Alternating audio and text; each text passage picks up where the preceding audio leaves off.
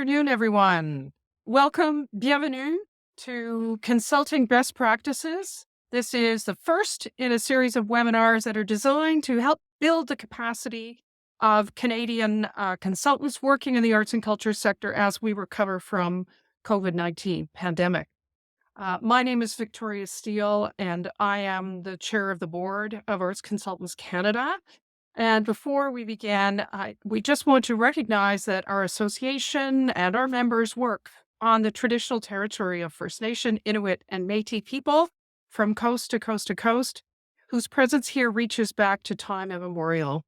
We acknowledge the historical oppression of their lands and cultures in what we now know as Canada, and fervently believe the arts contribute to healing and decolonizing journey that we're all sharing together. And I am coming to you from Algonquin Anishinaabe territory, otherwise known as the National Capital Region in Ottawa-Gatineau.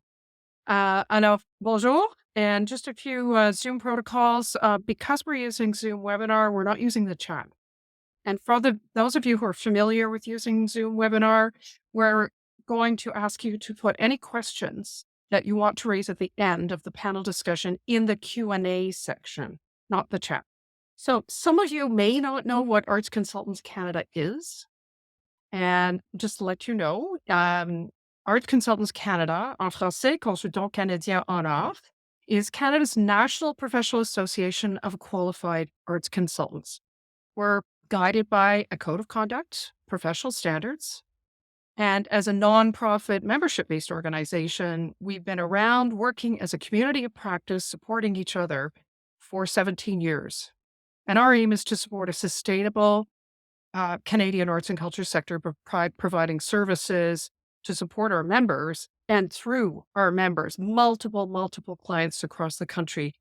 And our members practice in a wide range of areas field, literally from architecture to fundraising to cultural planning to strategic planning, business planning, and I'm sure the list goes on.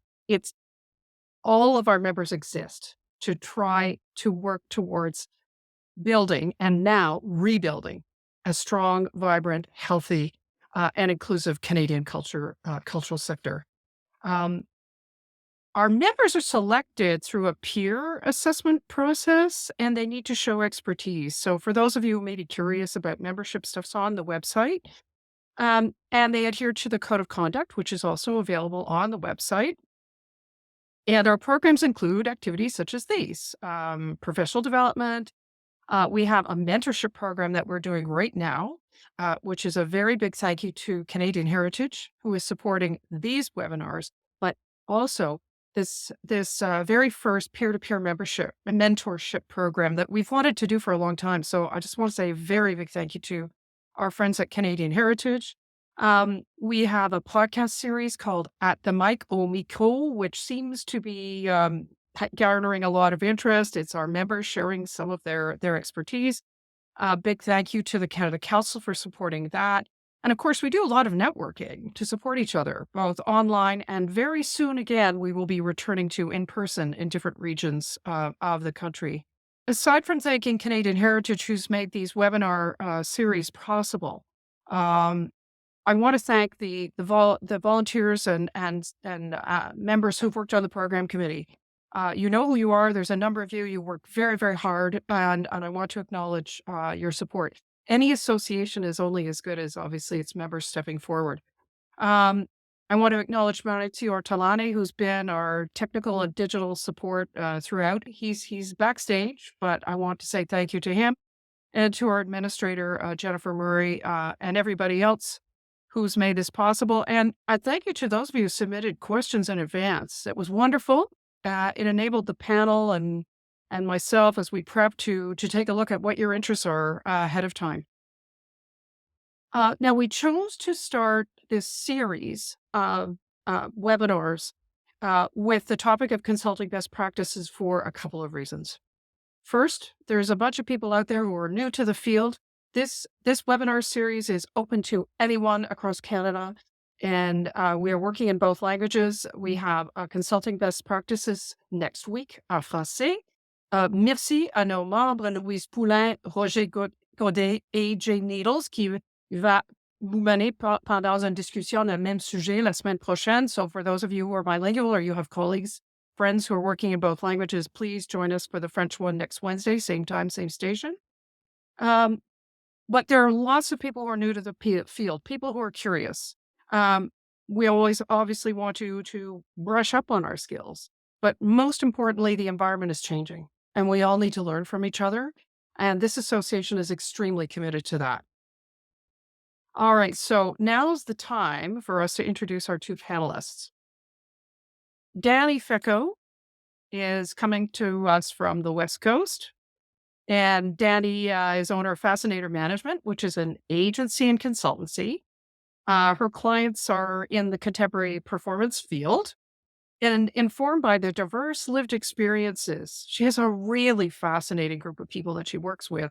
And through her work, she began consulting and coaching her clients, but also others internationally and nationally, providing support for curating connections, network pro design, program design, tour guidance, producing guidance, strategic planning. What a remarkable range of skills that Danny and her team have to provide. With a stage management background, and I can relate, she loves work that challenges her ideas of what's possible. And she likes looking at things that are happening in non-traditional ways and spaces. So really looking forward to your contributions, Danny. And for those of you who don't know Andrew Taylor, he is the only person that I know who is teaching a master's course in how to be an arts consultant. So this is why we've invited Andrew. Andrew is associate professor of arts management at the American University in Washington, D.C., and he consults for lots of different organizations throughout North America. And he says he thinks too much about organizational structure, strategy, consulting, and management practices. So I'm particularly delighted to have someone with his remarkable level of skill. Some of you will recognize him because he writes a very popular blog on the business of arts and culture called The Artful Manager, which, and for those of us who've been following the Arts Journal for years and years, he's very recognizable. So I just want to say how delighted I am that you were able to join us, Andrew, and bring your wisdom. So thank you very much to our panel. And Maurizio, if you're having any trouble hearing me, you're going to let me know, right? Sorry. My first time using an earbud. I usually use heads anyway. All right. So let's get started with sort of first question, which is, many of us who work in consulting, we wear other hats or we've done other things. And like, how do we end up being consultants? So how and why did you get into consulting? And what kind of services are you offering? And honestly, how did you know there was a need for your services? So how about we start with Danny? Sure. Thanks so much, Victoria. So it's such a pleasure to be here in such really esteemed company. I'm very honored to be on this panel with you both. And before I start, I just want to acknowledge the unceded and stolen territory that I am on. I am on Squamish, Musqueam, and Tsleil-Waututh territory over here in what is colonially known as Vancouver. And I'm very grateful to the traditional keepers of this land. Um, I'm first generation Canadian. My family has came here as political refugees, and I'm grateful for the opportunity that this land has allowed my family. Um, and I acknowledge that it is only through the colonization of others that my family was able to escape their own colonization. I got into this. Oh no, you can still hear me. Maybe I can't hear you. Okay. Um, yeah, I have a background as a curator and as a stage manager and as a producer and as a tour manager. So I've been lucky in my career to really see touring and producing from all sides. I've taken work other places, I've brought it in. Um, and I've also been able to travel a lot and kind of understand a bit of the international context. My company is 8 years old. It began as a agency for contemporary performance. what you all may or may not know about agencies and contemporary performance is there's not many of us, especially in Canada.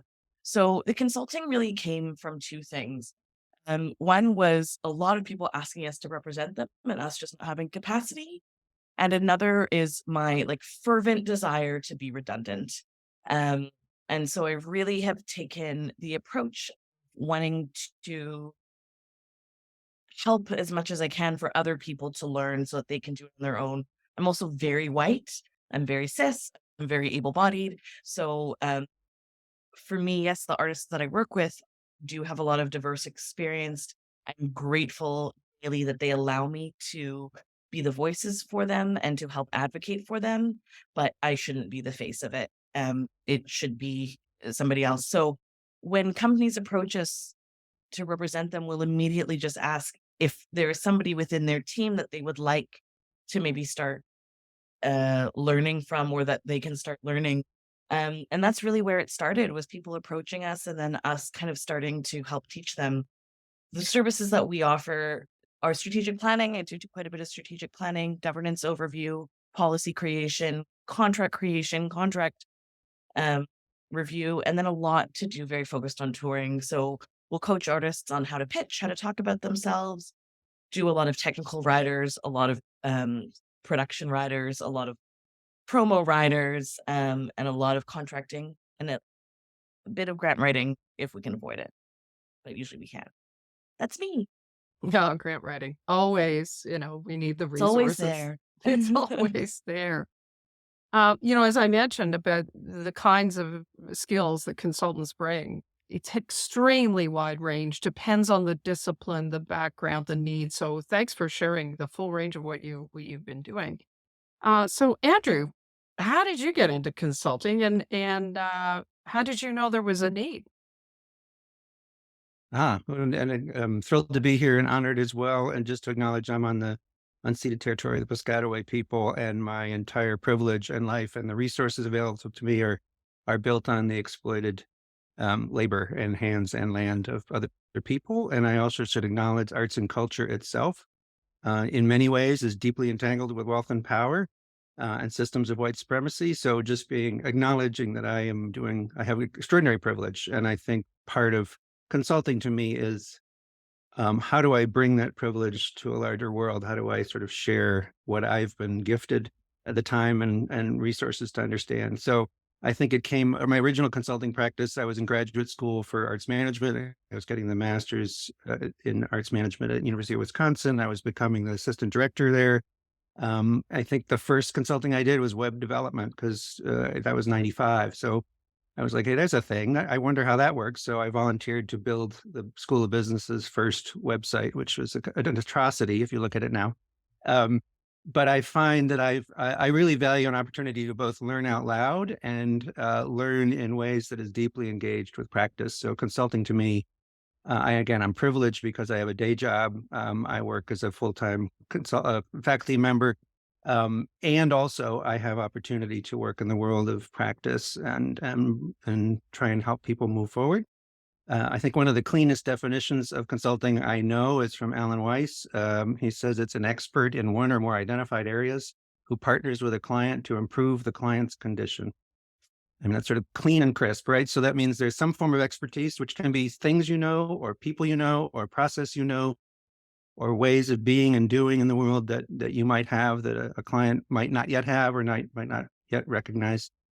So that's been the path. And I think, again, I'm privileged in that I can do occasional consulting. And increasingly that consulting tends to be what's often called SME, subject matter expert consulting, which is where you work with another firm and they sort of hire you as a sub-consultant to fill in some expertise gaps that they might bring. So the bulk of my work nowadays is around strategic management, organizational leadership, organizational design. Done a lot of work with particularly cultural organizations that have just opened a cultural facility and have suddenly realized what they hath wrought, and are surprised in many ways, as we all are, when something big and different happens. So I think that's where I tend to do the work. And then I also bring it into the classroom. So one of the ways I did that was through this consulting course, which I designed and started about 2 years ago, because there wasn't much on it.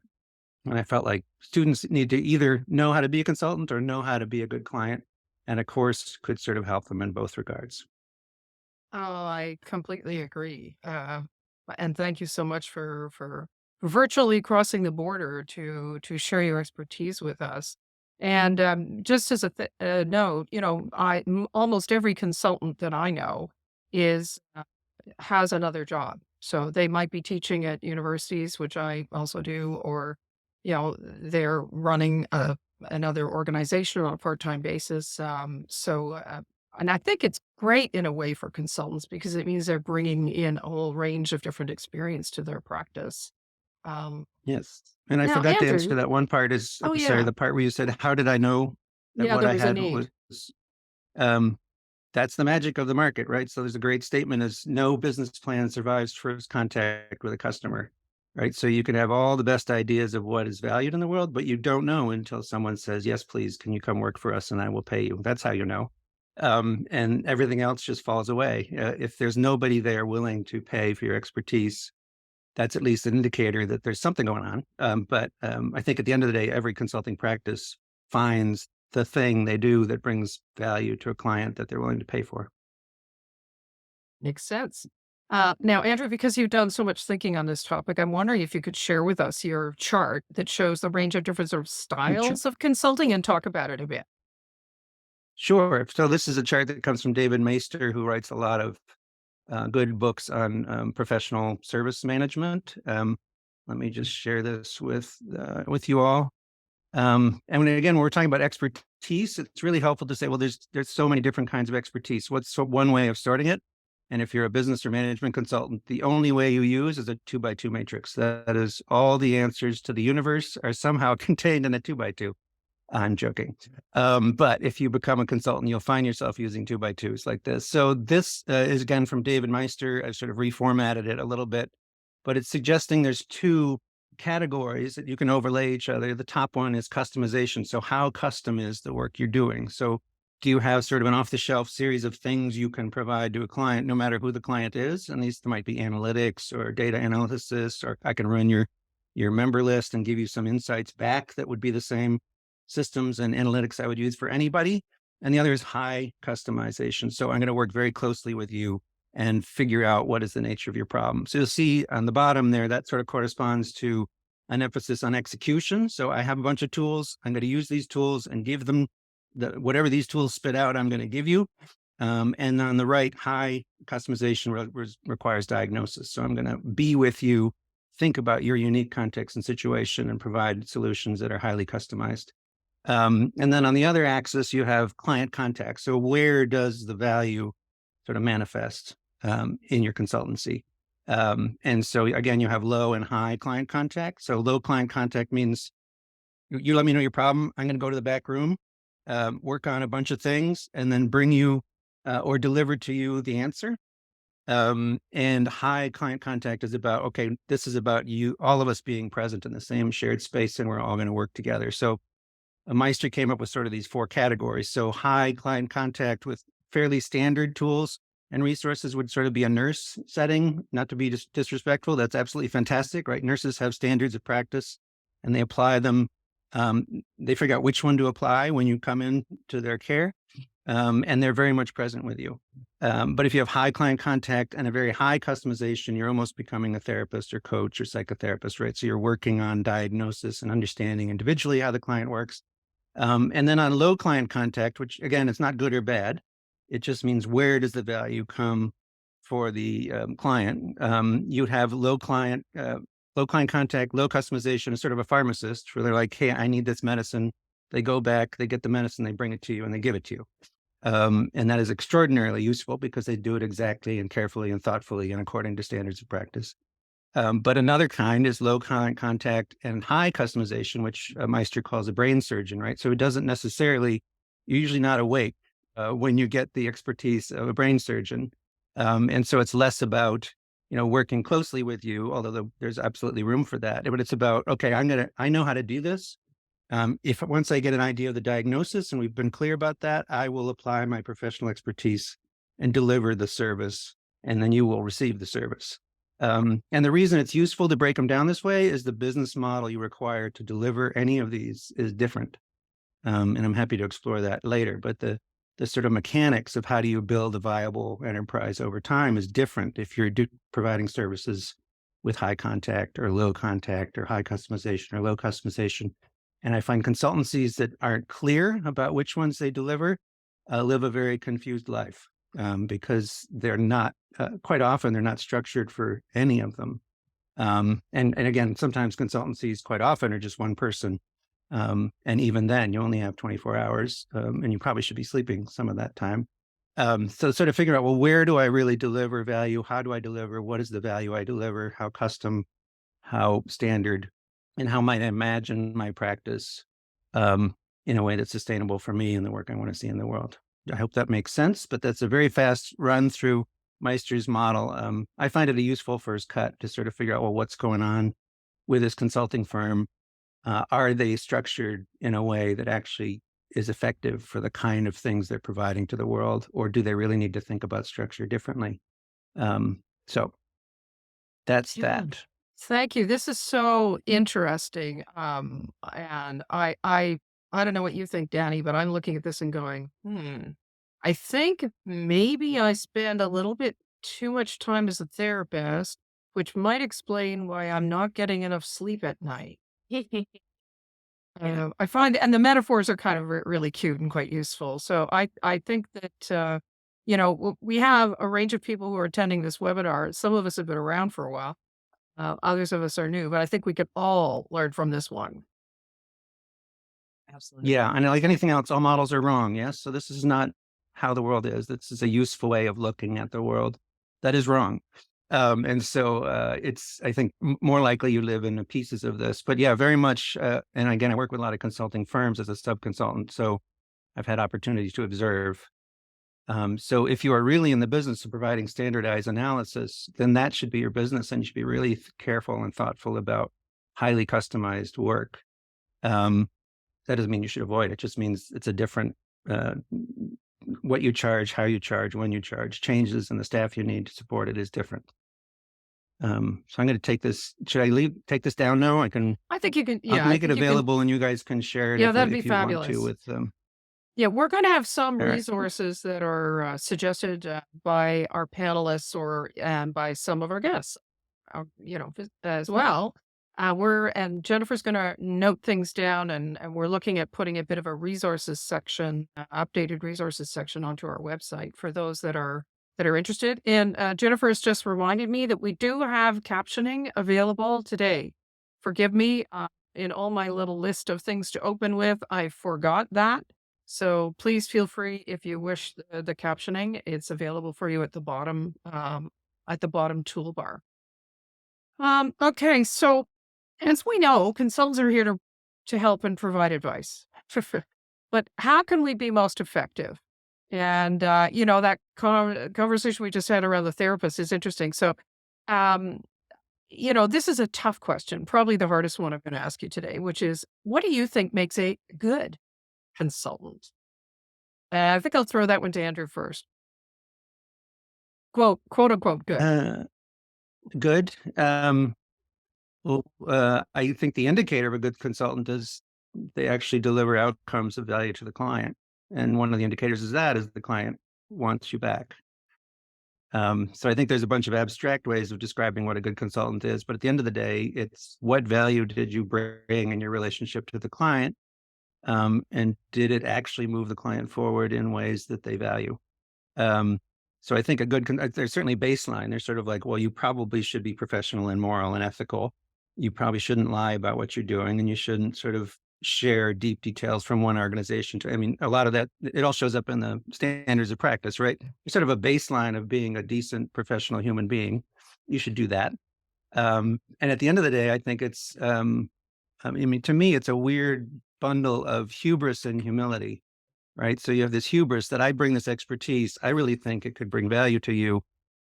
And also, I could be wrong. And at the end of the day, if I'm not delivering, I need to change my practice with my client to make sure that they're getting what they need. So I think it's a weird consulting, at least in my experience, it's an odd combination of being absolutely arrogant and absolutely open at the same time. And I don't know if other people think that, but Danny, maybe you have a perspective. I yeah, that journey sounds familiar. I guess, Yeah. I don't know, I think about it, you said that they want you back, and I feel like that's such an important distinction of they want you back, but they don't need you back. And I feel like as a Mm, consultant, yeah, if they need me back, I haven't done my job. If they want me back, hopefully I've done my job. So I guess that's kind of the yes. thing. And as you said, just being really honest about what I can and can't. There's a lot that I don't know. I don't know a lot more than I do know. So being really honest about that, and where I think I can actually provide. And I think also helping, and I'm sure this has been your experience a lot. So often people think they need help in what people think they need isn't always what they need. So being able to work with them to identify, in fact, what the crux of the matter that they're trying to unravel is. And often it's slightly in a different direction than where they think they are. Yeah. But being that outside perspective is so vital. Sorry, I just lost my earbud. It's okay. All right, And can I you hear me just now? sent the chart, so I don't know if people can see it, but I just sent the graphic for everybody to see. Oh, thanks, Andrew. That's So you have terrific. it. I'm gonna hold this little earbud so it doesn't fall out again. Um, and of course, interpersonal dynamics and good communication skills are essential for consultants. And we're going to always encounter different points of view with clients and stakeholders, and sometimes even conflict. Um, Arts Consultants Canada has a code of conduct. There are other organizations that have code of conducts. Um, and we try obviously to respect those things.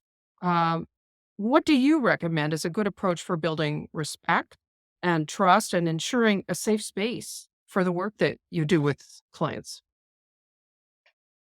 Jenny, do you want to start that? Sure, yeah. Um, we spoke about this yesterday, and I think I I I I don't guarantee a safe space. I can't. I don't know what everybody's triggers are. I don't know what everyone's experience is. I don't know the while sometimes I might have, a brief understanding of interpersonal relationships. I don't know that. What I can endeavor to do is provide a brave space. And for me, that is a space where people can come in as their full selves, where disagreement is allowed. Um, I wouldn't say encouraged, but not shied away from. And I think that so much of this work is actually about providing that space. Often tension comes from when people can't vocalize that disagreement and actually work through it. So creating that brave space and holding that space for disagreement and working through things. Um, Trust is a huge one.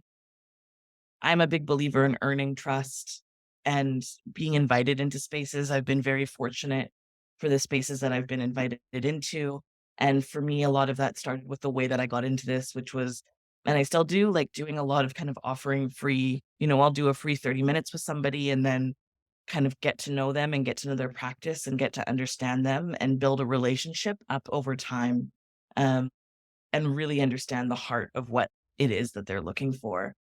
When it comes to the interpersonal stuff, I think something that I think about a lot in the room is that I'm the voice of the organization and I'm continually trying to bring people back to understand like what is it that the organization needs to move forward, and that is endeavoring to take the personal out of kind of the objective, and really focusing in on what that needs to drive. Yeah. Andrew, what about for you? Yeah, I'm just thinking one of my favorite definitions of trust from Charles Feltman in a book called The Book of Trust. He says trust is defined as choosing to risk making something you value vulnerable to another person's actions. So you you can only be trusted if you've been trustworthy, right? That you've proven yourself consistent over time to be a person who can be trusted. And so you can't sort of build a brand, in the abstract. I mean, it's certainly helpful to say, you can trust me.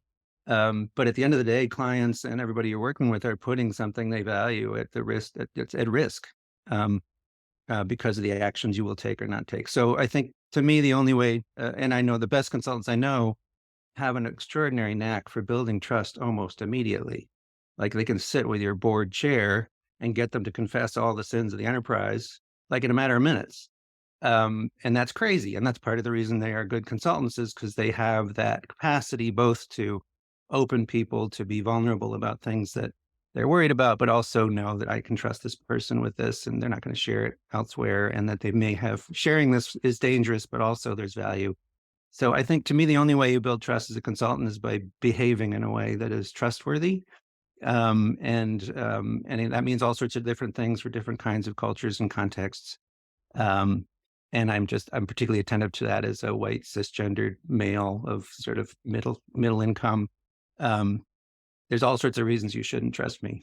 I mean, there's my people have proven themselves not particularly good at it.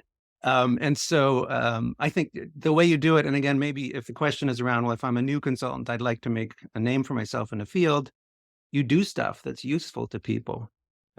Nobody's stopping you from commissioning a report from yourself. It's like, what if I interviewed 5 people about this topic and I wrote a short piece, a white paper about it? What if I got on a conference panel and did some research and context and shared what I know?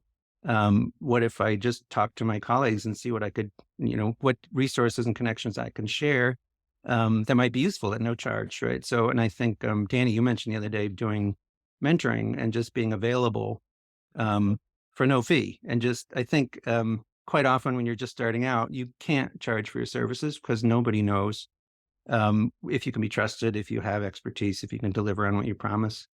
The best consulting firms, at least half of their business is recurring business, returning business, which means they can be trusted. At least they are trusted. But I don't know if there's more to spin on that. Danny, I don't know. You had some great stuff about this too.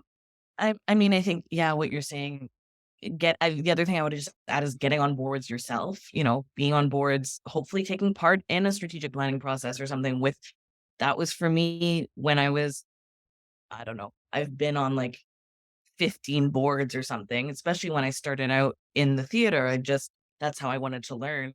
Um, and yeah, an example for me with that is with building up that trust was doing the free 30 minutes, the mentorship Mondays, we called them, where people could get time with my team. And then I did a 4-hour long strategic planning session about 4 years ago with a company for free. They were younger. I was just starting out and that sort of thing. And then they just came back to me and I did their full one. Um, and I'm happy to report that when we looked back at what we had planned 3 years ago, they had done almost everything on the list through COVID, which felt really great that it was actually something that they could do. And that also helped with the trust. For them to know that I had that we had a real understanding of each other and had grown with each other. Checking in with people is always great too. I love to know how my past clients are doing. And for me, this is specifically in strategic planning, but that's not just a document of task lists, and I'm sure that's the same for you too. It's a generative, organic, continual motion document. So giving them something that has that energy to it, and then kind of writing into my contracts that in 6 months, I'm going to check in with them to see where things are at, if we need to make adjustments, if something felt wrong or not. Um, I guess with trust and with just circling back, sorry, I'm going all over the place. Welcome to my brain. Um, Listening is so important. I'm not doing it very well right now. I'm trying to. Listening deeply is so important. And I ask more than I ever say. I come in with questions and even if I have my own assumptions, I get the information from the people that I am with. I don't tell them what I think until I am asked until the very end. So it's a lot of listening, deep, deep, deep listening. Um, and and then if I'm extending it to the certain communities that I work in, it's allowing myself to sit in discomfort a lot. Allowing myself, privileging myself with that actually of being in discomfort, of being the only white person in the room and just shutting up and listening and learning from that way so that I can be invited back into those spaces. Yeah, it's so interesting how we build that trust. And a lot of what you've just touched on was connecting to the next question I was going to ask you, which is when you're starting up, how do you build credibility? And I think you've addressed that already remarkably well. The other thing that I guess goes without saying, whether you have a written code of conduct or not, trust comes from and is connected to the listening from confidentiality and being acutely aware of any conflicts of interest, so that there's real transparency, right? That level of trust that you're talking about. We've had lots of questions about, tips on starting up a consultancy. Um, Credibility was the big one we talked about when we prepared for this. Is there anything you want to add before we go on to the next question, which is all about how to find clients? All right, let's roll into Think the I'm good. next question. We have lots of questions around how do we find clients and work. So how to succeed with RFPs or how to use LinkedIn better and any other marketing solutions. That's particularly true for people starting up, but those of us who've been around for a while, some of us have our own track records and people know us. But what do you see as the best means to secure clients? Andrew, you want to start? Sure. Well, of course, it all depends on exactly what you're offering. If we go back to that chart, right? So if you're in the back office analytics business, then generating sample reports and working for some clients for free and having them tell you whether or not what they got from you was useful, and then posting those reports. So if it's analytical back office, you should be able to demonstrate multiple instances, both through example reports, but also client testimonials, that what you do has value. If you're highly in a sort of high custom space, you have to actually be present with people and bring value to the work they do. And I think what we didn't maybe flag specifically before, value by their definition, not your definition. All right. So sometimes it's money. It is absolutely money. So if I'm going in and restaging your house for you in a theater space, and your goal is to maximize your income by 1.5, I got to measure. It may not be the one I would love, but it's the one that you ask for, and that's the one I should deliver. We want to see, instead of 2 tickets per purchase, we want to get 3 tickets per purchase. Okay, I can measure that. So I think it's really about, well, what is it actually I value? What would be the observable outcome if I was good at that? And then how do I make sure, as a friend of mine says, how do I manage the evidence to make sure you can see that the outcomes I bring are valuable? And if you're starting out new, that's really hard, of course. Then the only way you can do it is with friends and family and colleagues.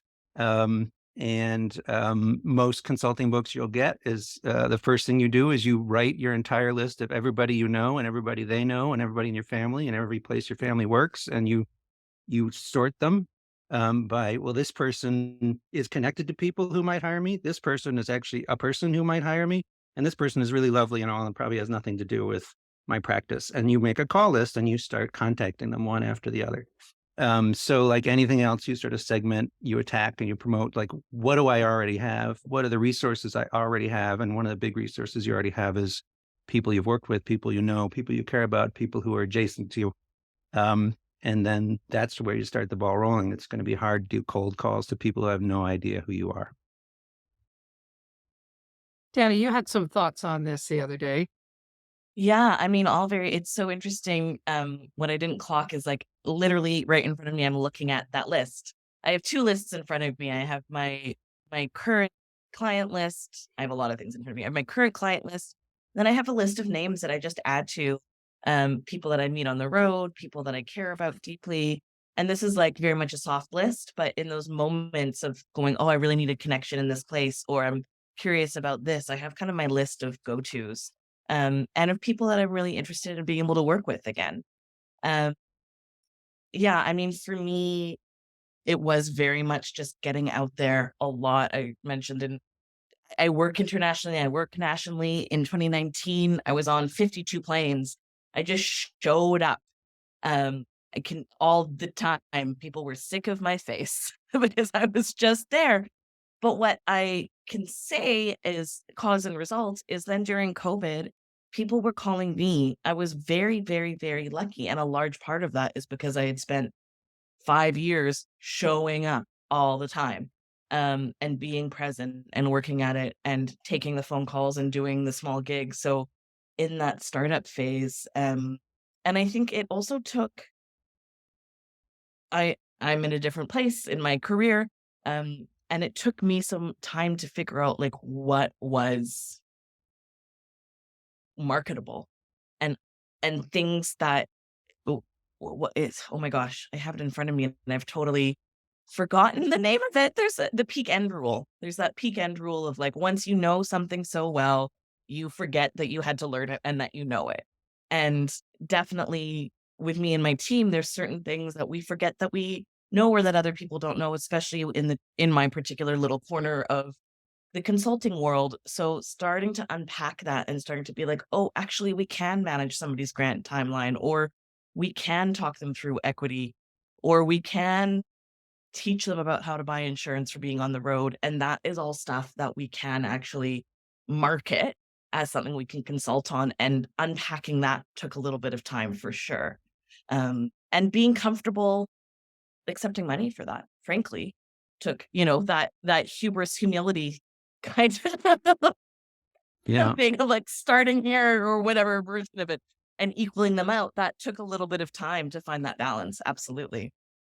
Yeah, I think maybe you did mention RFPs, and it's just worth noting Oh yeah. every consultant I know hates them. They're the Hate worst them. possible thing in the universe, and yet they're often the only path to a particular kind of job. And you hate them because they require dozens or hundreds of hours of work, um, and you're giving it all away basically on prospect on comp, right? So, and that's fine if you have a lot of time and energy and cash. Um, so RFPs tend to be the business of established firms that have a development team and can completely outclock you. And but at the same time, it's the only way in. So RFPs, just it's worth noting, they are fabulous because you can sort of a client actually describes in great detail what it is they want and the outcomes standards they have and the value they attach. That's fantastic. It's hard to get that, but it comes at a very deep cost if you want to play the game. And I think the only other thing I would say about getting new business is it takes you a long time. At least took me a long time to find your feet, right? So to know what Mm, you're actually capable of, and that means not just skills and abilities. That means cash flow, right? So can I actually deliver on all these things and only get paid at the end? Is that something I can do? Or do I need a contract where there's 50% upfront and then 25 and 25? Or if I'm going to hire people, I got to pay them. They're not going to wait.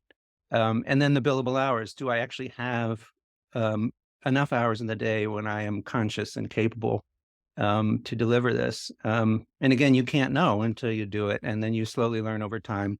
And at least my experience in consulting, it took me years and years and years to even get close to approximating how much it would take to do something, time, money, attention, a resource. And I'm always learning that. And I'm always wrong about a third. I'm usually about 33% right.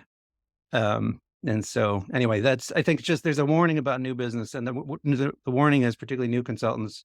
It's really hard to know, whether you can actually deliver what the client wants with the resources you have, because, you don't, again, time, expertise, and cash flow are all, coming to get you. I have two really quick responses to that slash questions. Um, just the first response to that time thing too of how much can you rinse and repeat? Like how much do you kind of have your model and adjusting it and just totally echoing how long things take. Never right, always so wrong. Oh god. Uh, and then there's like that one blessed time that you overestimate and you somehow to deliver on like on prospect and early miraculously. Mm, bless. Um, Andrew, I know that you kind of subcontract out for one, but RFP, like, do you do RFPs? How many a year do you do if you do them? I don't anymore. I mean, I'm a sub consultant on another Yeah. firm's RFP response because they have the staff to do it. Um, I've done them before and they're very unpleasant. And particularly, I think, and a side comment is quite often the client hasn't fully understood what it is they might need, Yeah. and not to be patronizing about it. It's just that they're new to this problem. And so the RFP may manifest as, well, that's actually not, at least from the city, the place I'm sitting, that doesn't feel like the thing that's going to move you forward, but I got to respond to that thing. So I'm going to have to give you the thing that I'm not fully confident is going to get you what you want. Um, I don't do them anymore, but I mean, I work with consultants and they do them, and I have to play my little part in the dance card of getting them completed. And they're unavoidable. If you want to work with a certain kind or client, and public sector clients particularly, and they're really important too, because they are a way of ensuring an equitable access to possible business. The other alternative is somebody just gets the job because you know them and trust them, and that blocks access to the job to a bunch of people who might be just as well prepared or even more prepared. Often people in communities that have not been resourced or have been actively excluded from consideration for that work. So they're necessary, they're important, they're just a pain. That's actually a really good point about accessibility to give opportunities to more people who bring different experiences. And we certainly have a real diligence in Canada at the three levels of government now to make sure that when it's a call for submission, a call for proposal, RFP, et cetera, that we're seeing that. And the way that RFPs are evaluated are taking those things into consideration now. So, but it is a lot of work, but we're always going to see RFPs in the public sector, certainly in Canada. Um, talking about the time and money, and this sort of segues into my next question. I have a heck of a time with trying to judge my hours. And sometimes, I do my best. Sometimes when I quote on a job or we negotiate on something, I don't then count my hours. I agree on sort of a flat fee. This is what the job is. Other clients, yay, I can actually give them my hourly rate and the hourly rate I want. Doesn't happen that often, but it's great, when it does. So we've had a bunch of questions from people on how do we know what to charge? Should there be some kind of industry fee standards? Hour by day, the nature of work. And I think because the kind of consulting work that we do is extremely varied, and even our disciplines that we work in are quite varied. It may or may not be practical, but on the other hand, because funders are so key to providing resources for consulting services, it would be good if funders, had an idea of what things cost. Like I give some example that's people from Ontario might know here is that the Ontario Arts Council had a program that would help fund consultants to support organizations. And they had a cap, which I think was like $500 a day. That's not very much, depending on how you define a day. So anyway, I'm just wondering what you think about fees. And we had quite a few questions on that one. Andrew, you want to take that? Sure. I hate to be able to learn to say it depends, but it depends, right? So I think I really prefer day rates because again, I'm terrible at estimating even after all these years. I'm pretty good at saying about how many days. I can't tell you how many hours, or how long those days will span out over a period of time. But I can say, oh yeah, that's a half day meeting with a client. There's a quarter day of travel. I know what that is. It usually takes me 3 to 5 days to sort of assemble things into full days, like full deep work days. So I can sort of guess better if I do a day rate. And once you're into hourly, it's sort of, I think that's often appropriate and fine, but it gets real tweaky. So So, when you price your day rate, say you're meeting with a client, you factor in your prep time for that. So your day rate is kind of a package. uh, well, No? it's tricky, right? Yeah. So what you're actually Yeah. charging for is tricky. So if you're running a firm that has a team, you generally need to get 3 times as much income as you want to have yourself, right? So it's times 3 because you need a third for whatever it is you think is important to keep you living a dignified lifestyle and supporting your family, and you need another third for research and development, so to fund your prospecting into the world, and you need another third to pay the team you have. So if you're running a significant consulting firm, you got to get 3 times your income every year. And so that's part of the game. So I think what I tend to do is, and again, I'm doing sub consulting mostly now. It's like, how many days is that? And what are the nature of those days? So I guess, I mean, at the end of the day, I tend to be about 1,500 to 2,500 a day ish, and I Yeah. have a deep discount for passion projects and for organizations that I know are not in a position to pay that. And that's fine. I tend to go on the high side if it feels like it's a client that or it's a foundation that has all sorts of resources and they're not fungible, right? So it's not that if I take less, the organization's going to get less. I mean more. That's what I mean. Um, and I think, frankly, at the end of the day, what I've learned is if it feels like this project's going to be a real pain, like really difficult because of the nature of the client or their resistance or just that it's a weird fit, I will charge more, both to either nudge them elsewhere or say, if I do get this, it's going to be a slog. It's going to be hard work, and I need to be ready for that. So again, I think that's a day rate. I go by the day rate, but it depends on so many things, and quite often I'll do a bit of work just because I care about the client and I won't charge them. But I will hope that maybe if they like what I do, they will share it with their friends and write a testimonial. And Yeah, but I don't know, Danny, I've how do done you that approach too. this work? I Yeah. mean, I approach it in a very similar way, but again, I am bringing less years of experience and less knowledge, so my rates are lower at this time because I am starting out. So I'm more, and I'm also working for smaller companies. So, what my clients can afford is dictating it. And often for, say, a strat plan, which for me right now is probably about 20-25 hours, I'm looking at like three to $5,000. And I, of course, adjust it. It's a smaller thing. It's more like vision, mission, values. And I try to do, I'm also really playing with like what can I do asynchronously and what is me in person. So I will I'll send a Google form out and gather a lot of information from people in text in advance and get them thinking about things in advance. So I can do that on my own time and incorporate that on my own time. When I'm for a larger one, a governance overview where I'm doing like actual facilitation of community members, of course, that is larger. And frankly, it just takes more of me. I think also in those facilitation situations, I know that I need to ramp up and ramp down a little bit. So it's not just that hour that I'm in the room. Whereas if I'm going in to have a conversation with somebody and understand what they want from their company, I can show up and check in and check out a little bit more. But yeah, very much in a similar model, just I'm probably looking at more like the lowest rate that I would charge, especially now with my clients as they're emerging. I'll say this is what my rate should be. This is the least that I can work for.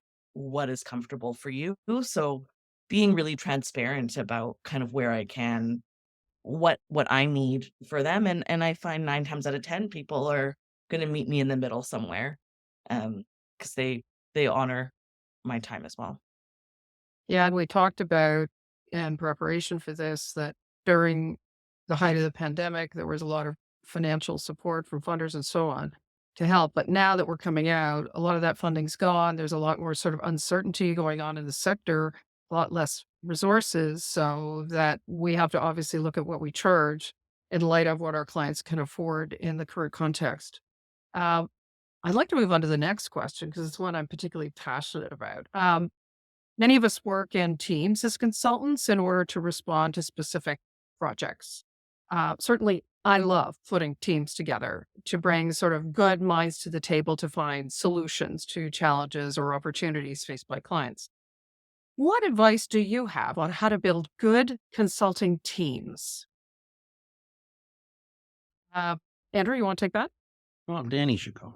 I'll take Danny. Over to you. Um, I have written on my window next to me, what are we good at? What can we be good at? What can we engage others to do?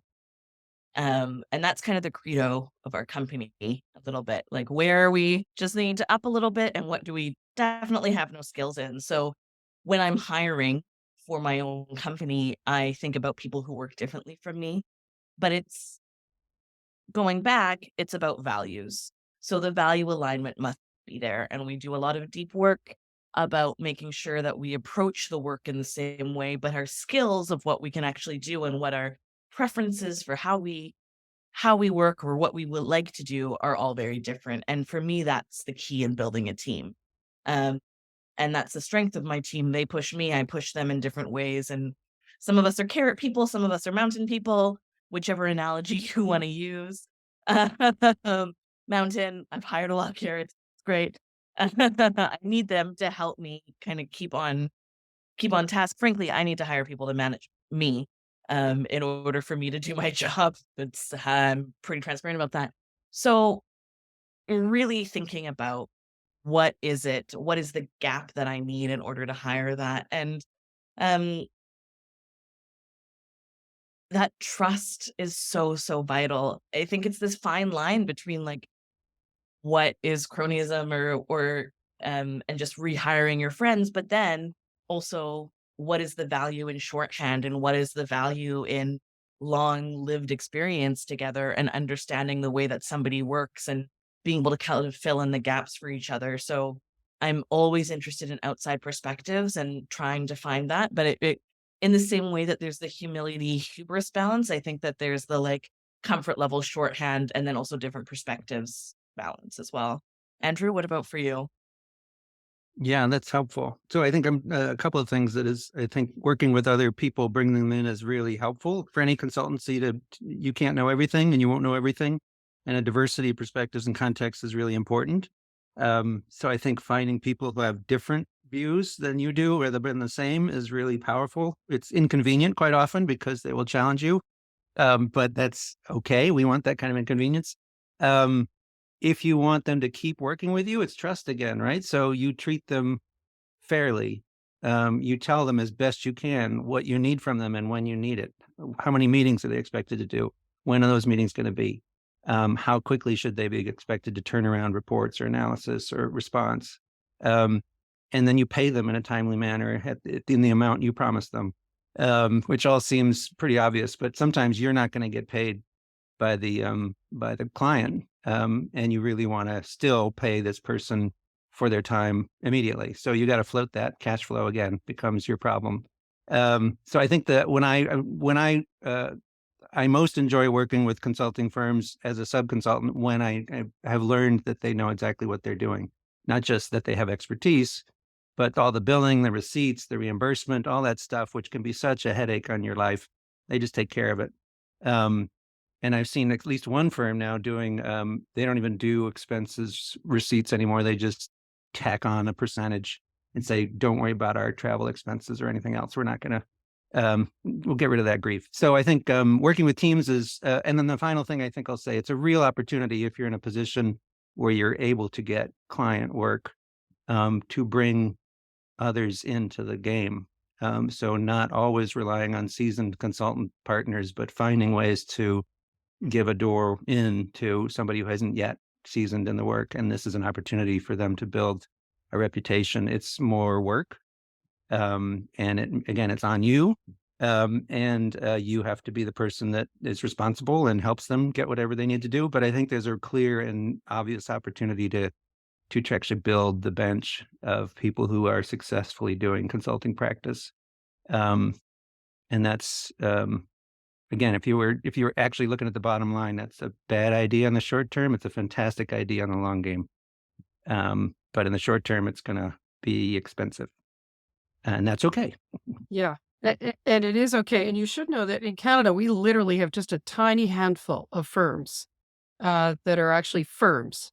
The majority of us who work in this field are individuals, sole proprietorships, or incorporated on our own, or so all that administrative stuff, some of that you were referring to, thinking about cash flow and all that stuff, we have to really just kind of be thinking about it ourselves. So when we pitch for a project or negotiate a contract for a project, to remember, oh yeah, I'm going to have to spend, particularly if I'm subcontracting, I'm going to have to spend a bunch of time doing those things. So uh, there are many aspects to running this business side of consulting. So things like good contracts, whether or not to incorporate, what kind of insurance you need to have in place, what kind of accounting and HST procedures, if you have employees, how you deal with payroll, and then, of course, how to protect one's intellectual property.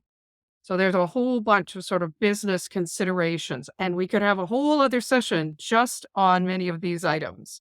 So I'm going to challenge you to indicate what you see as one of these, or something maybe I missed, that is an essential, central thing for your business. Do you want to take that, Danny? Uh, It's hard to pick one. I do. Really clear contracts. Really Right. clear contracts, both outward and internally. That Internally, you if mean I'm like picking one your with my team, subcontract yeah, with your with a team? if Yeah, I'm yeah, subcontracting or yeah. that. If I'm yeah, if I have to pick one thing, that's the thing I'll pick. Okay, Andrew, what have you got? Yeah, I think a riff on that, which took me a long time to figure out. Every contract should include an absolutely clear and obvious ending, Yes, right? So yes. if it doesn't, the contract doesn't have the phrase, this contract will be completed when, and then it has a bullet list of all the things that will have been done, you're in deep trouble, because the problem in this work, at least for me, and I'm sure for all others, you care deeply about these clients, and you could sort of be dragged on forever in ways that are not good for them and not good for you. So I've learned to write, we will be done when I deliver the final report. You get one set of edits on that final report, and I will do those edits. I will present it right in this way, or I will work with you to present it to your team. And then I'm done. Right. And if you want to do more than that, that's absolutely fantastic. We can open a rider on the current contract. We can extend that contract. I can give you a bid for that work. But I think what I noticed for myself is if I didn't have that, the client or I kept redefining or just never clearly defined what it meant to be done. And then I had clients that would just sort of drag on long past the time I could charge them anymore. So I was making down like $1 an hour by that time. So I think clear contracts is a big one. And I think being really thoughtful about, you have such limited time, energy, and cash. Um, Being sort of relentlessly picky about how you spend it. And maybe that's where we go next is, do I need a big fancy website? Do I need to do big reports and publications? Do I need to go to every conference there is? Maybe not. The real value is you working with a client to achieve the goals they've identified. So if you can maximize that time by minimizing everything else, go for it. So I think the contract is really important. Liability, I think it's just worth flagging, particularly if you have a team. And again, I'm cheating on the rules here. But I think I find there's a really useful tool I use. Whenever you're trying to decide whether to spend energy or sweat or anxiety on something, the two questions are, how likely am I to be wrong? And how expensive will it be when I'm wrong? Right. So Mm, am I highly likely to be wrong on this thing I'm worried about? But if I'm wrong, who cares? I can just pivot and do something else. I'm not going to spend a lot of energy. If it's likely I'm going to be wrong and the consequence is I get sued and my home gets taken away from me, that's pretty high cost. So I think maybe I should invest in understanding my liability. If I think I'm doing the kind of work that could damage the reputation or the work experience of somebody significantly in a way that I would become liable for that work. So Yeah. there's but not sweating beyond it. So if I'm doing stuff that doesn't, I might be wrong, but if I am wrong, there's no real deep consequence. And I'm not going to spend money on liability insurance so much, at least not yet. But I think that usually helps me calibrate. Should I care about this particular aspect of my business? I ask those two questions and I can start to decide. Yeah, it's a really good point. And I have a colleague who, oh, I wish I could work with. And he's retired and he has unbelievable expertise. And I said, please, please, please, and he said, no, I absolutely have to be incorporated, insured up whatever is required for this kind of work. I'm not prepared to undertake this at this stage. And I think these are decisions that for the kind of work he felt he absolutely needed to have all that liability protection in place. Okay, there's And so much that we could talk about, obviously. I'd love to get But to I just want questions to, if we can. yeah, Too. and we're going to get to questions in a sec. Um, Obviously, there are lots of methodologies and tools depending on your specialty, online tools like Whiteboard, SurveyMonkey, and so on. And I just want to say thanks to Canada Council. We're going to be doing a 6-part series on digital tools in April and May, including things like project management, how to help you juggle multiple projects, which we all do. Management consulting tools like Pastoral SWOT, my favorite, the business model canvas. So we're in the process of putting together this resource section that I mentioned. Before we take questions, I've got one very quick question for you guys, which is, and it was a question that is connected to something that came from our guest today. That really made me think. With the rapid pace of change today, how can our suggestions as consultants, our research and evaluation findings remain sustainable? It's a hard one. To whom do you mean? Yeah. Sustainable to who? Well, that our work, our recommendations are fresh, given things that are Uh, changing so quickly. That's what I mean. I remember early pandemic being on, as we all were, I think it was 1,001 Zooms, um, of various different organizations and all of us. And I just remember having this moment of like, is anybody actually making a vaccine in their kitchen? Because if not, this whole what's going to happen conversation probably out of our hands. Um, and so I guess my cheeky answer to that, well, not cheeky, that cheeky answer leads to showing up, listening, reading, being informed, trend spotting. Um, was just reading the book by Nick Hornby comparing Dickens to Prince, and he speaks about, there's that 100,000 hour thing that Malcolm Gladwell speaks about in Outliers, and Nick in this book challenges that to be, it's yes, it's or 10,000 hours of practice, but also 10,000 hours of consumption and of listening and what and that these guys as artists, if you look at these huge artists, they are consuming art all the time to inspire themselves. And so I think on the flip side, it's on us to be consuming art, yes, and consuming I mean, Andrew, what a perfect example of it, like, the amount of quotes that you just have in your mind that you're bringing out, and that's not by accident, that's from deep reading and research and constantly educating yourself, and I think that that's the work that we have, is the privilege that we have as consultants who are kind of floating, is that we get to learn from so many different folks and hear different things and then bring that back to the clients that we're working with. So, yeah, that. Andrew, what are your yeah, I guess, well, I know my fault is I always think the new tool is going to solve something. Mm. And I've trained myself to understand most of the problems we're dealing with are deep human problems that have not changed, right? So people are trying to make sense of the world as best they can. They're trying to take action with other people in a way that is respectful and responsive.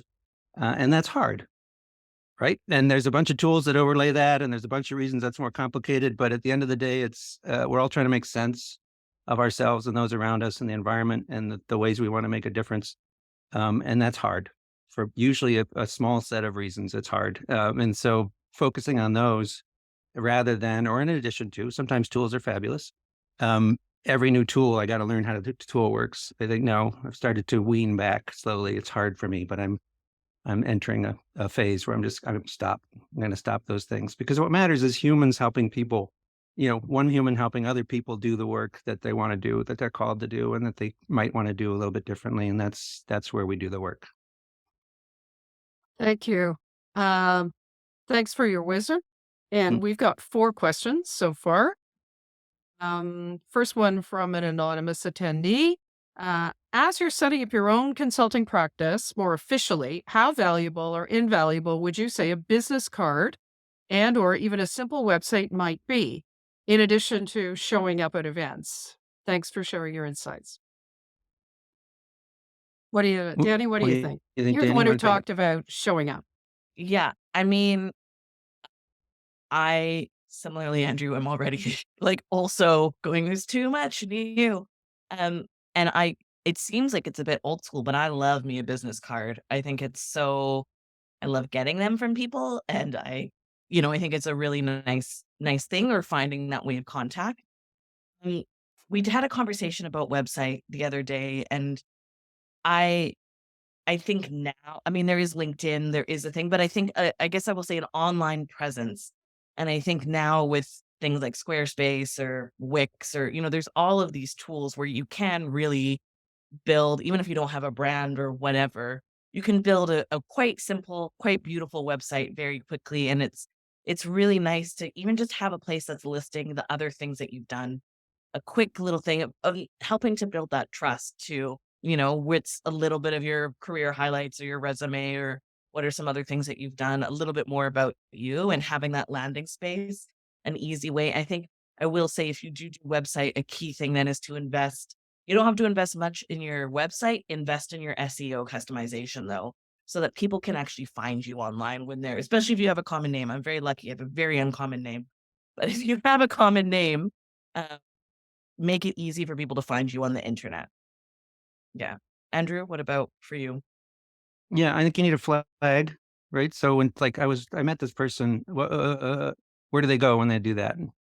Yeah. So a business card's great. And I love when other people have business cards because when I meet them, I write on, and please make the back of your business card something I can write on, not glossy, not with a lot of text, because I write the things I talked about with the person and I put it in my pocket. And that's fantastic. Although sometimes you have to have a back. And the other thing is web, I think it depends which business you're in. So if it's likely strangers are going to hire you and you're doing back office work and analytics, you absolutely need a pretty robust site to prove to them that what you have is value. It's highly standardized. Here's how it works. Here's who it helps. Click here and buy it. That's a very website detail thing.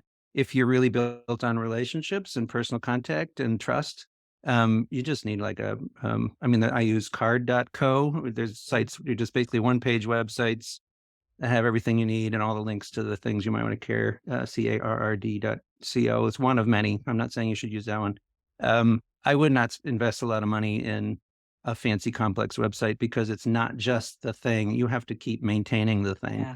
Yeah. And that'll eat your life. So if it pays for big and fancy and ongoing maintenance, absolutely get a fancy website.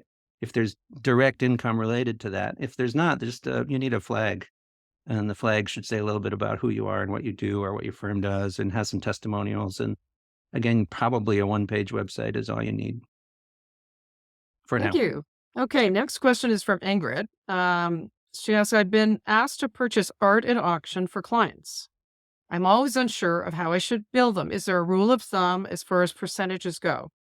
It can occur that I sit in front of the computer for hours. These are very loyal clients, and I do not want to overcharge. Yeah. So in this particular case, the service being provided, you might, I don't know, charge hourly or percentage. I'm not very familiar with the visual art auction world, so I don't know. Do either of you have a response to this question? I know that I do not know. Uh, Andrew, yeah. got I anything? mean, I don't know this particularly, but quite often there are conventions of how you charge, not necessarily how much you charge, but I would be curious about how other people working in this space charge, if it's by percentage, if it's by fee, if it's by retainer. And then I would encourage this person to really think through, well, how much work is it really for each action I do? It sounds like there's a lot of hidden work to the client. And then like, well, what's a baseline reasonable amount of money I should be getting for that much time, energy, and attention? Because all of those things are scarce. So I guess first see what's the convention. My guess is in the art world, quite often it's a percentage of sale or a percentage of something, and that's fine. But it might be you want to actually do a pretty deep calculus or go look back, or maybe for 1 month, write down everything you do for each client and how much time it took you. And then you can start to average out how much it really costs you. And you charge accordingly. So not particularly useful for this specific market, but um, I would look around and see what the conventions are. Great. Yeah, thanks. That's good. My response would be that too. Okay, Kathleen has two questions for us. First one is, it would seem that a high level of customization would lead to increased time. I I see nodding heads. Yes. You agree with that question or that statement? Her next question is, for me, I would define that as the scope, right? If we're looking at an RFP, and she also asked, what do you recommend instead of an RFP?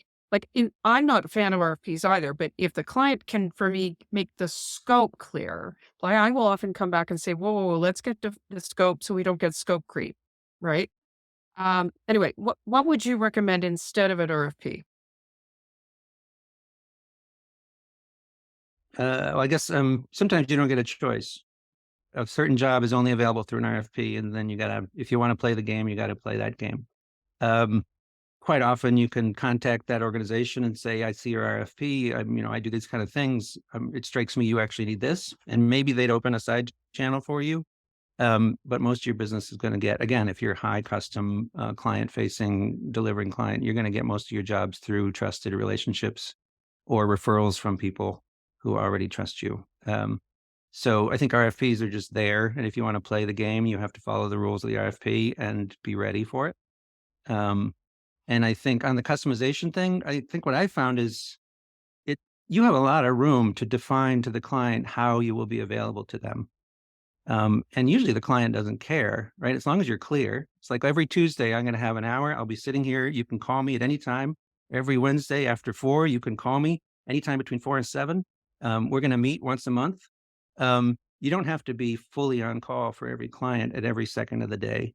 Um, and sometimes you do, and as long as you're clear, I think from my experience, the client is okay, cool. I know how to do that. I just want the work to get done and I want to be confident I can reach you when I need to. That sounds great. So it doesn't have to be eat your whole life. But I don't know, Danny, what's your experience?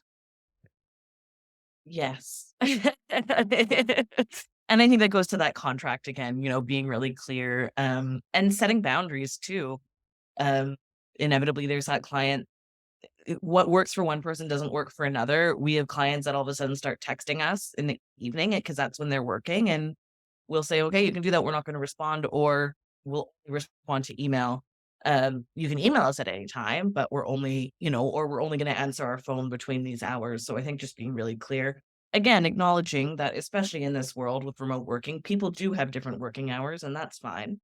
But the expectations have to be clear. And then I think the RFP question is so interesting. And I guess I think about it from the reverse. If somebody's looking for submissions, what the what is the alternative? I don't have the answer directly, but what I'm seeing from granting bodies now is alternate ways to apply.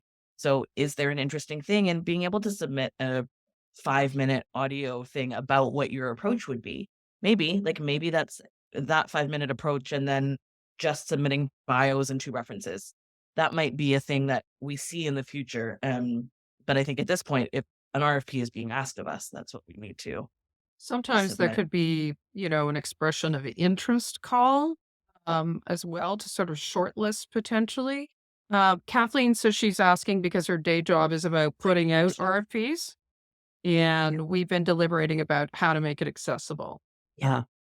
Well, there's Yeah. also RFQs, there's requests for qualifications, which is a Right, shorter response, RFQs. right?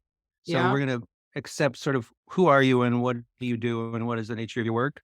And then we're going to pick a smaller number of people to actually go through the more rigorous process. And then sometimes you even pay everybody who participates, right? So if you are on the funding side, I would compensate everybody who goes through the full RFP process, at least to some degree, and then whoever gets it gets the contract. But you're asking people to put in labor without compensation. Some people can afford to do that because they have firms, and those firms have R&D departments and they have staff. Some people can't afford to do it, so you're missing. I think if you can afford it, you're missing a lot of people who might be really well suited to help you if you don't pay people for their work. So I would pay people for RFP responses in some cases if it was available. I think I don't, making yourself oh, sorry, Victoria. go ahead. Making yourself accessible, and available to questions, and then if somebody does ask you a question, making sure that you publish that response immediately so that that response and that question answered is available to everyone who's applying. In my experience, when it comes to access points, being able to submit a video response or an audio response is a huge, way. Offering people translation services if they need them, um, and kind of asking you can ask for people's access needs. It might be that the PDFs don't cooperate very well with screen readers as a start. So that very thing, like offering it in Word and in PDF, making sure that your font is all very simple, not putting tables in it. Tables don't work well with screen readers. Images embedded in things don't work well with screen readers. So there's some really simple kind of base access things that you can put in. Google Forms do work well with screen readers. So even making it available for people to be able to submit that way. Um, and I mean, that's just one form of access. If you want to go to the next level, you make it available in ASL, which is, as we know, a completely different language to English. So it's depending on where you're looking at it. But that question really excites me. Thank you. Yeah, and that comment that Andrew made around, compensating people who do the full proposals. most of us in Canada are independent consultants. There are not many firms. So you're asking people to do a Yep. lot of work potentially. Next question from an anonymous attendee. I'm wondering what is a respectable amount to charge when you're starting out, especially when clients indicate they don't have substantial funds or a budget for your work. I balance this with building relationships and the portfolio of my work. The person footnotes their area of work is helping people find art and manage and care for their collections. So, but this would be true no matter what. The question would be true no matter what. How do you find a way to charge when you're starting out? Now, I know we talked about this briefly earlier, but this is a hard one. Any particular, either of you want to offer some more advice on this one? I mean, I feel like I just spoke a lot, but I'm happy to jump in if that's Go ahead. okay. Sure. I mean, No. I could take a shot too. So you go ahead, Danny. Um, I'm just dropping into the chat, and it doesn't directly relate to this. It's more around engagement and performance contracts, but I think the principles of it are interesting. This is a white paper that I helped write for APAP, which is an organization in the States around building ethical and equitable partnerships. And when it comes to that finances, for me, transparency is key. And kind of what I alluded to earlier of me being really honest with a client of like, this is the bare minimum of what I can't work for less than this, basically. This is what I need, as Andrew so eloquently said before, to have a dignified life, to be able to afford my own living costs and my overhead and my staff. This is the bare minimum of what I need. And sometimes you just have to say no. Or you really need to consider, do you see growth in this client? Do you see their financial situation changing? Or is there some long-term benefit for you? And are you willing to take a bit of a pay cut as almost a marketing investment, I would say, or as an investment in the future of your career, of your company? Of course, you have to be really careful about that being the exception, not the rule. Andrew, what about for you?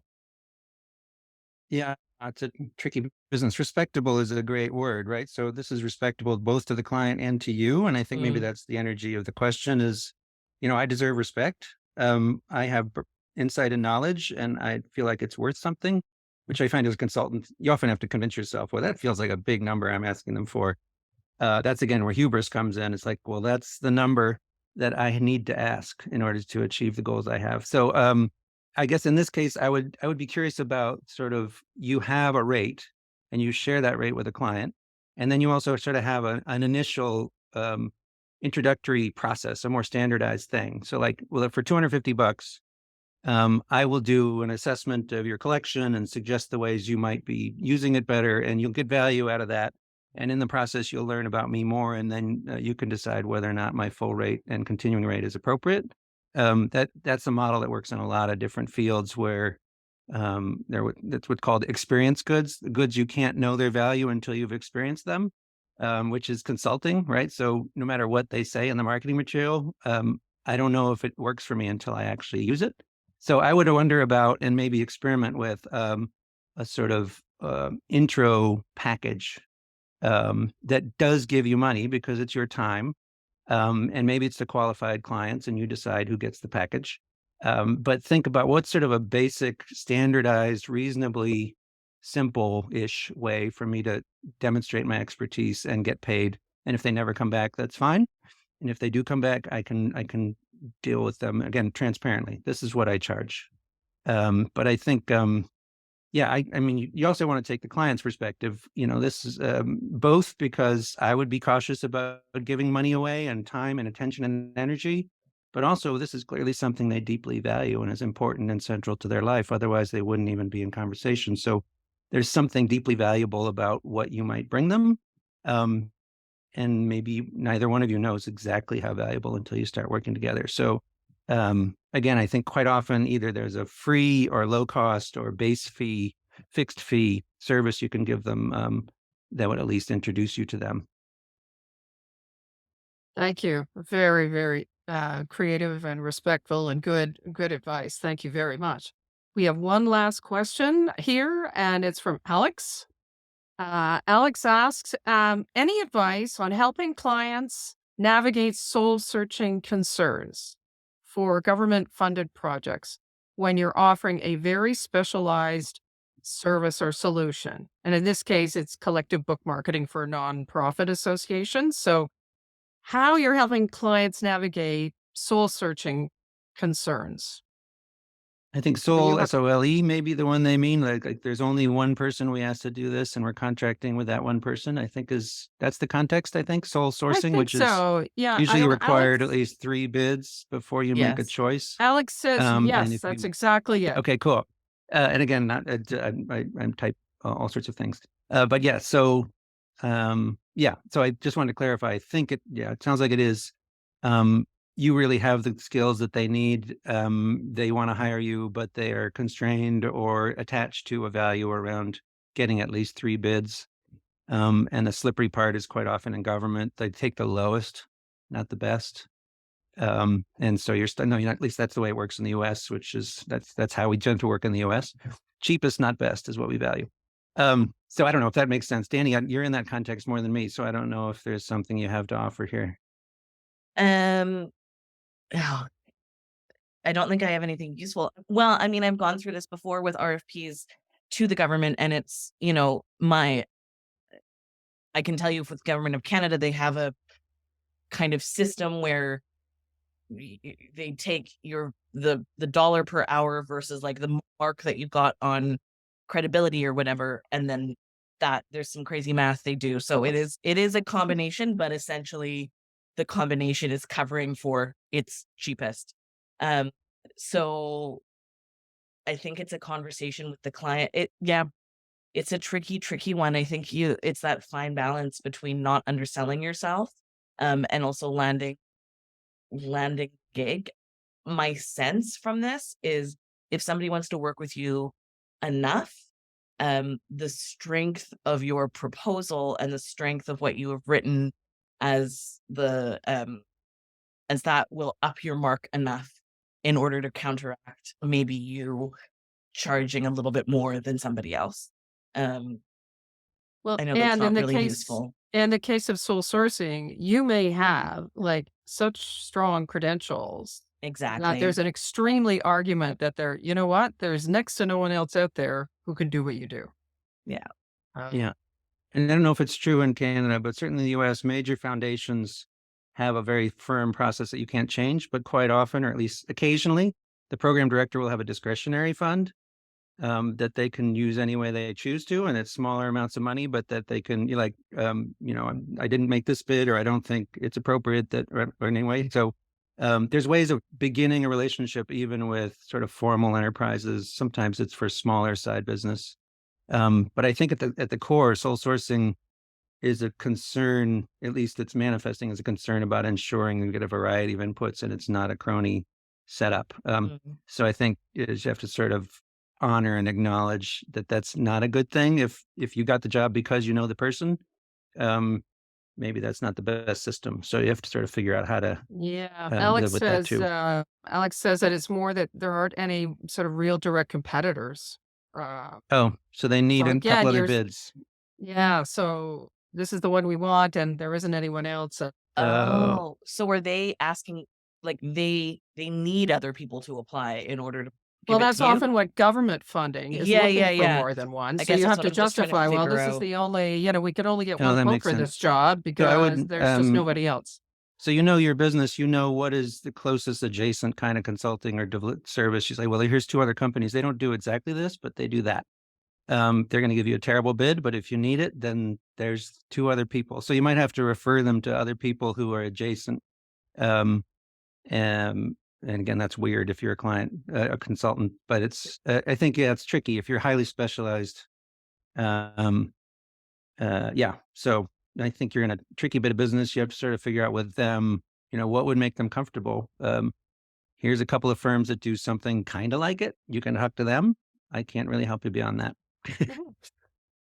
Okay, Uh, so we don't have any Sorry, more Alex. questions. Yeah, we don't have any more Okay. questions. And we are actually at the time we hope to end this session. So I would like to say a huge thank you to our two panelists. I've learned a lot. I'm sure that everyone else here has. And I just want to say thank you for kicking off this series.